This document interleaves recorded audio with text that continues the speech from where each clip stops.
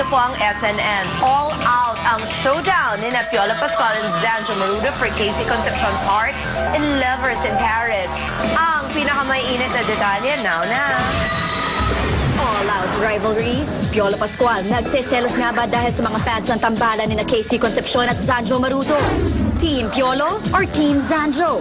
Sa last 2 weeks ng Lovers in Paris, ang mga fans nito nahahati kung sino nga ba ang dapat na maging happy ending ni Vivian o ni Casey Concepcion.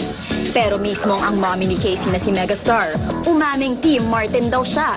Si Piolo, all-out selos kaya dito?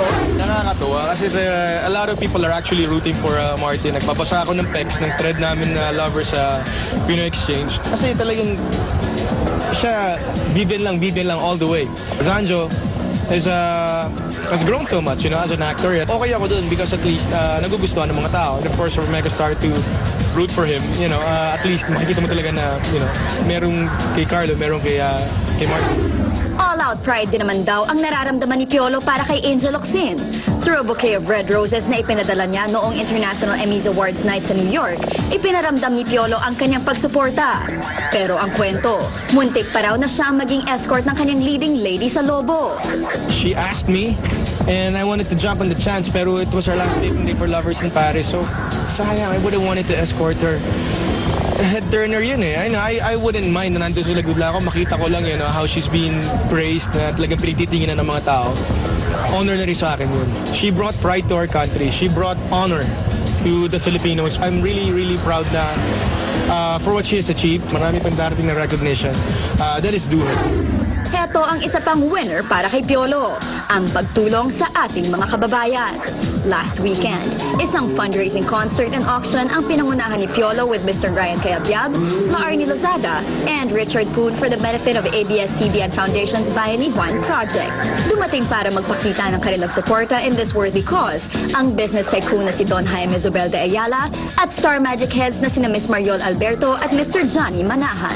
It's a fundraising event of the Ayala Mall. So Ayala is building houses dun sa Palawan, Laguna to relocate, of course, our kababayans na hindi magaganda yung buhay to sa Pasig River. It's a 20-piece orchestra and I was given 25 choir people from Ateneo with this event. I was feeling a little blessed because alam mong you're sharing. You're part of the sharing. So nakaka-inganyo, nakaka-excite. Mula Piolo, Zanjo at Casey, dagdagan natin ang mas marami pang stars. John Lloyd Cruz at Bea Alonzo, nagkabalikan na sa wakas. Matapos ang matagal na paghihintay, tuloy na naman ang all-out tandem ng dalawa na may Direk Kathy Garcia Molina pa. Now na! All-star tandem. John Lloyd Cruz at Bea Alonzo aminadong na-miss ang isa't isa. Balik tambalan on the big screen ang box office team-up ni Bea Alonzo at John Lloyd Cruz para sa post-Valentine offering ng Star Cinema na Miss You Like Crazy. At all-out celebration daw ang first shooting day nilang dalawa, lalo na't kasabay nito ang birthday ni Direk Kathy Garcia Molina. Lahat masaya. Generally, yung mood sa set.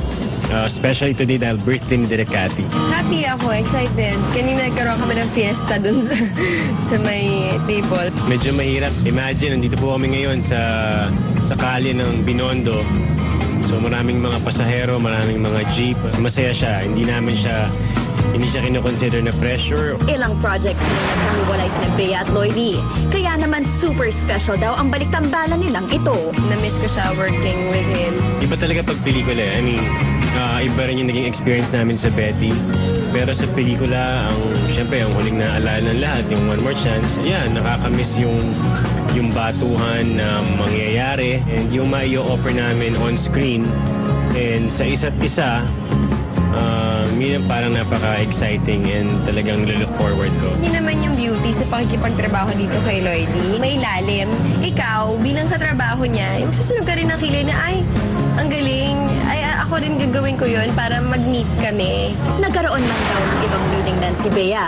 One and only naman daw talaga si Lloydie para sa kanya. Parang after Betty La Bea, napunta na siya sa mga hunks. Sa mga abs. Oo, sa mga talagang tight. Naman, tight abs. Ab lang yung akin ab. Isang buong ab. Binibiro ko sila and yung sinabi ko on cam na ba? Yung ganito talagang katawan, binabalik-balikan. Ganda ni Bea. She's Very, very pretty. Paganda ng paganda. At isa pang, nagkabalikan na all out daw ang bigay ng mag-ex na sina Ann Curtis and Sam Milby sa movie nila, which they started filming last Saturday. Pero hindi raw sila maka-all out sa isa't isa dahil ito, up to now, ay, may ilangan pa? Oops, now na. All-out reaction, Ann Curtis at Sam Milby nagkailangan sa shooting ng kanilang pelikula. Tuloy na nga ang unang pagtatambal nila sa pelikula. And all-out excitement na ang nararamdaman ng lahat ng kanilang mga fans. Last Saturday, naganap na ang first shooting day nila Sam Milby at Ann Curtis with Direct May Cruz. Abangan niyo po yung movie namin ni Miss Ann Curtis. Ito ang first day namin, so nagsimula na po. So abangan niyo po yung finished product. Pangako, hindi namin kayo bibiguin lahat ng mga Sam and fans. Sa muli nilang pagsasama, ang tanong ng marami, nagkailangan kaya ang ex-sweethearts na muling magkasama on-screen? Siguro kasi ang tagal din namin hindi nag-work together. Alam mo yun, nag-hangout kami behind the camera. So ako siguro on my part, na mag-work ulit kami sa harap ng camera. Medyo naiilang ako kasi hindi na ako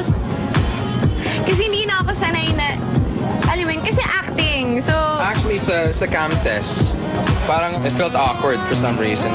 pero parang medyo naiilang kami. Pero feel ko naman after ilang days, Pero ngayon, hindi naman ngayon hindi na. Hinintay rin naman ng publiko kung ano ang magiging Christmas plans together ni Sam at Ann. Pero ang not so happy news, magkahiwalay daw muna sila during the holidays dahil babalik ng Amerika si Sam to be with his family. Samantalang working day naman ito para kay Ann. This Christmas, live na live pa kami sa Showtime. At dadating naman ang kapatid ko. So, I'm very happy about that. I think it's a good thing for Sam. Kung more than 5 years na siyang hindi nakaka-uwi for Christmas. Sobra akong happy na finally nagawa niyang humingi ng bakasyon. Dahil yung lalaking yun, hindi humingi ng bakasyon. He's always working pag Christmas. So, syempre, I think it's good na hiningi niya, blinakas na niya. Paano yung Christmas gift niya sa'yo? Ibibigay daw niya in advance. Wow! Well, abangan natin na lang kung ano yun, di ba? Pakikiabang tayo. Ano yan? Ang ganda rin ni Ann, Yes, grabe. that's true. Mga iniidolong Pinoy sa international scene na sina Apple de Ap at Efren Peña Florida. Nagsalita na tungkol sa mga iniidolo at crush nilang, wow, sina Casey Concepcion at Angel Locsin. That's next sa SNL.